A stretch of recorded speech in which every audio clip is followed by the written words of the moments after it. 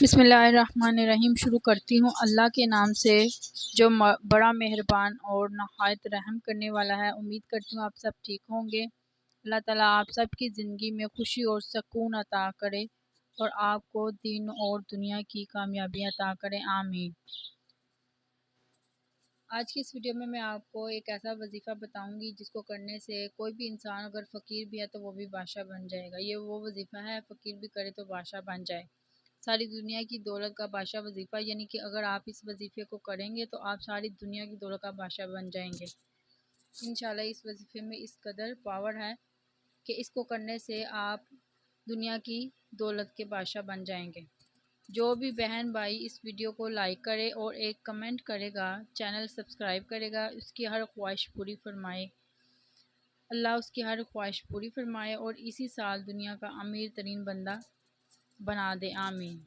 ہاں جی آپ اس بات کو آزما لیں انشاءاللہ اگر آپ اس چینل کو سبسکرائب کریں گے، کیونکہ یہ اسلامک چینل ہے، تو اللہ تعالیٰ آپ کو اسی سال میں دنیا کا امیر ترین بندہ بنا دے گا۔ اگر آپ کو یقین نہیں نہ آتا ہے تو آپ آزما کر دیکھ لیں۔ یہ وظیفہ ہے، آپ نے اس وظیفے کو سونے سے پہلے کرنا ہے۔ جو بھی یہ دعا ہے یا سورت ہے، اس کو آپ نے سونے سے پہلے 21 بار پڑھنا ہے۔ آپ جس مقصد کے لیے بھی پڑھیں گے انشاءاللہ وہ پورا ہو جائے گا، سب خواب پورے ہوں گے اور ہر آپ کی حاجت پوری ہوگی۔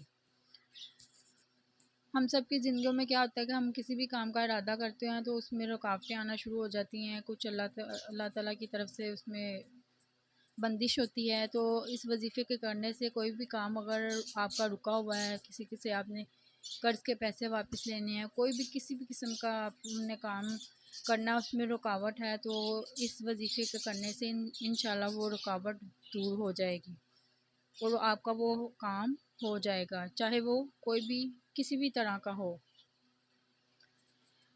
وہ وظیفہ کیا ہے؟ وہ ہے سورۃ نشرہ۔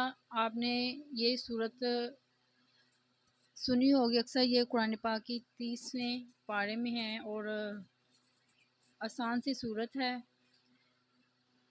اس کو آپ نے 21 بار پڑھنا ہے۔ علم نشرح لک صدرک ووضعنا عنک وزرک الذی انقض ظہرک ورفعنا لک ذکرک فإن مع العسر یسرا ان مع العسر یسرا فإذا فرغت فانصب وإلی ربک فارغب۔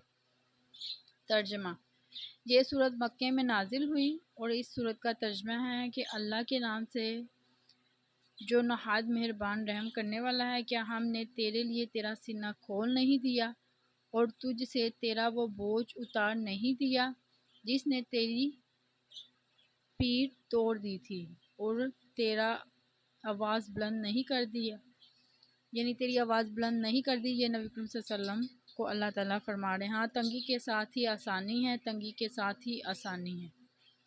پس تو فارغ ہو جائے تو کام پر محنت کر اور اپنے رب کی طرف رغبت کر۔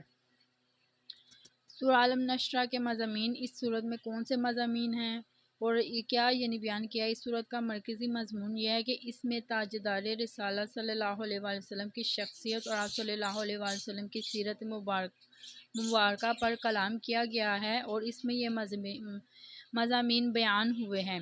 اس سورت کی ابتدا میں سید المرسلین صلی اللہ تعالیٰ علیہ وآلہ وسلم کو عطا کی گئی نعمتیں بیان کی گئی ہیں کہ اللہ تعالیٰ نے آپ کی خاطر ہدایت، معرفت، نصیحت، نبوت اور علم و حکمت کے لیے آپ کے سینہ اقداس کو کشادہ اور وسیع کر دیا اور شفاعت قبول کیے جانے والا بنا کر آپ کے اوپر سے امت کے گناہوں کے غم کا وہ بوجھ دور کر دیا اور آپ کی خاطر آپ کا ذکر بلند کر دیا۔